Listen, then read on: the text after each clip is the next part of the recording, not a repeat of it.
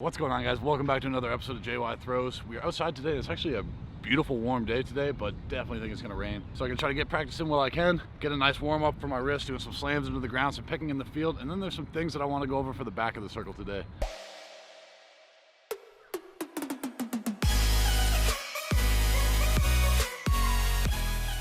Alright, so before we get into throwing, I want to talk a little bit about the back of the circle and some of the things that I'm thinking about to get over my right side. Because I'm left-handed, it'll be your left side if you're right-handed.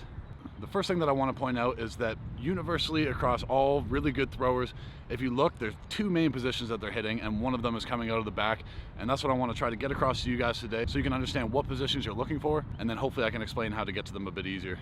So this is the position that I'm talking about. You'll notice that each thrower has their own wind-up, but they ultimately end up getting into pretty much the same position, and that's balanced over their leg out of the back, with their other hip coming forward and getting ahead of them so they can be nice and balanced in the middle of the circle. The first way I want to show you to find this position is by finding where your balance is. Start by standing with your weight centered, shifting over onto your leg, and if you're nice and balanced, you should be able to have all of your weight on that leg and be able to pick up your opposite leg. And provided you're maintaining a nice vertical posture, you should be able to do a 360 around it. 360s are an amazing drill to find your balance out of the back, but there's a couple main mechanics that you should be considering when doing these to make sure that you're doing them properly and going to ultimately help you to get into the right positions once you're doing a full throw. The first mechanic I want you to think about is shifting your weight. The shift comes from the bend in the knee and transferring all of your weight over top of that leg. It doesn't come from a bend in your waist to counterbalance it, and it might sound ridiculous, but I've seen it done before. The second one, the acceleration around in a circle doesn't come from ripping your arm. That's going to pull you out of positions. So something to consider is keeping your arm inside of your leg because you shouldn't be using that off arm at all. And then pay attention to the foot mechanics, how one foot opens and starts to turn and the other one starts to come on its toe enough to get that side going. So once you start to take off the ground, that foot's already ready to fire and start to get ahead so you can snap it around and have your hips ahead of you going to the middle. Another thing that you want to be cautious of is that your hips aren't dropping back into the circle. This is going to put you off balance, and it's very difficult to get around this and still end up in proper positions. So it's a lot more efficient to just get over that side, be patient, so that way your hips are freed up and you can actually get to the middle well. The next tip is a bit more advanced, so disregard this if you're just trying to learn the other stuff.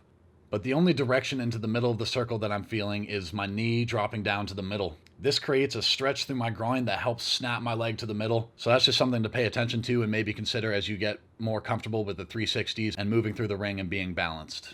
So I want to leave you guys with one final tip, just as something to consider if you want to work on this stuff. So for me personally, I find that my shot put wind up, it's all right for me to shift onto my left leg before I get back all the way over the right side. Where discus, if I shift onto my left side first, my hips tend to want to drop back in.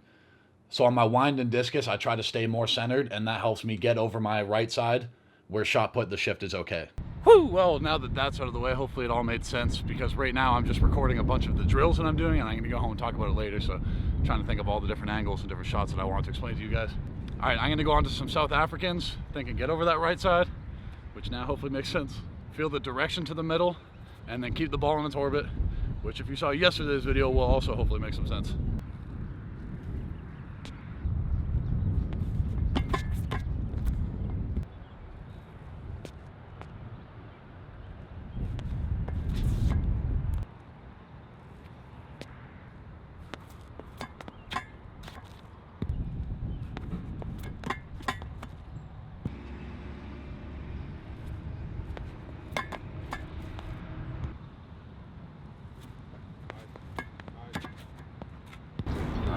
Direction to the middle, keep the ball in its orbit, push it straight.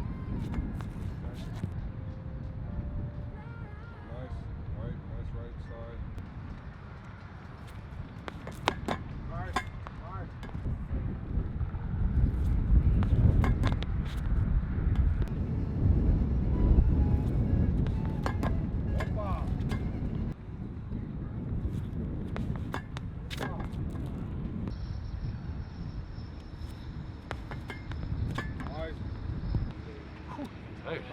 All right, moving on to discus, and I'm gonna have the camera facing this way because the wind's blowing pretty hard today, so it's not gonna be flying nice. So I wanna focus on technique and be able to see my throws and not worry about the flight and stuff like that.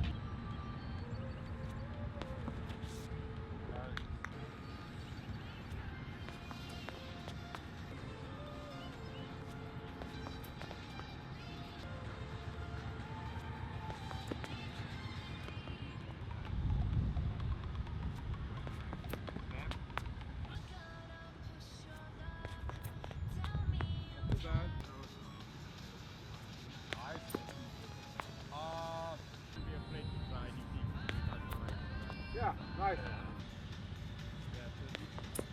Okay, so Right.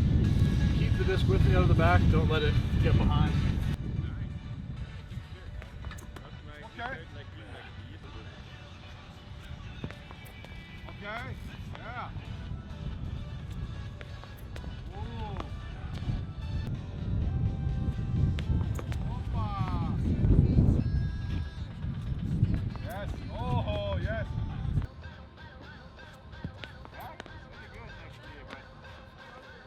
Yeah, I forgot to keep bringing the disc with me to the middle though.